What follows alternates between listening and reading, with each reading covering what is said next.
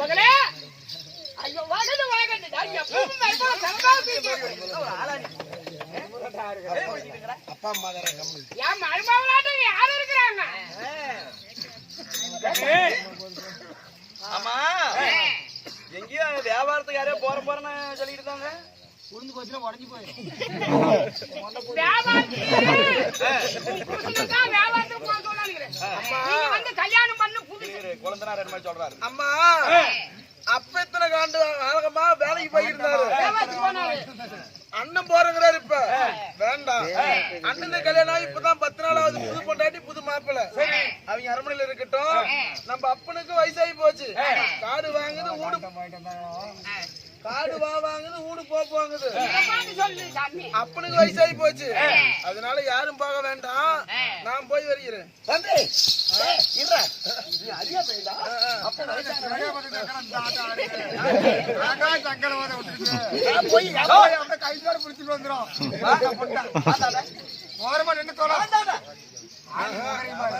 அம்மா நான் போய் வருகிறேன். அம்மா நீயே வாய் பேசன அம்மா வாய் மூடு வாய் வச்சு மூடு அம்மா சொல்றதுக்காக நைட்டு கட்டப்படக்கூடாது மூடு.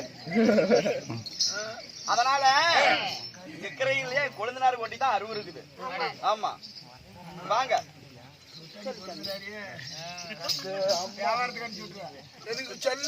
தம்பி, நீயே வியாபாரத்துக்கு போயிட்டு வா.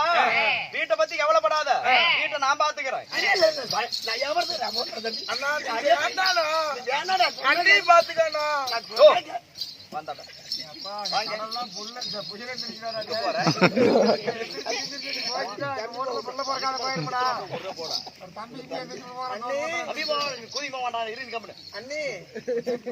நான் வியாபாரத்துக்கு போய் வருகிறேன். எங்க அண்ணனுக்கு அறிவுக்கு பொழைச்சுக்குவாரு. எங்க அப்பா அம்மாளுக்கு கொஞ்சம் வயசாகி அறிவு வேணும்னா உங்க அண்ணன் கிட்ட தான் வாங்கிட்டு போகணும். எங்க அப்பா அம்மாளுக்கு வயசாகி போச்சு. நீ சொல்றது கேளு. நீ ஓட்ட பத்தி கவலைப்படாத. 6 மாசங்கிறது இன்னும் 6 மாசம் ஆனாலும் பரவாயில்ல. ஆனா வியாபாரத்துக்கு போயிட்டு வரக்கல நிறைய லாபத்தோட வீட்டுக்கு வரணும். ஐயோ அப்ப எவ்வளவு சம்பாதிச்சாரு, அதுக்கு மேல நான் மேல் மடங்கா சம்பாதிப்பேன். தம்பி நீ ஒண்டியா போவானே. நான் போறேன்னா எங்க போற நீ? எங்க போற நீ?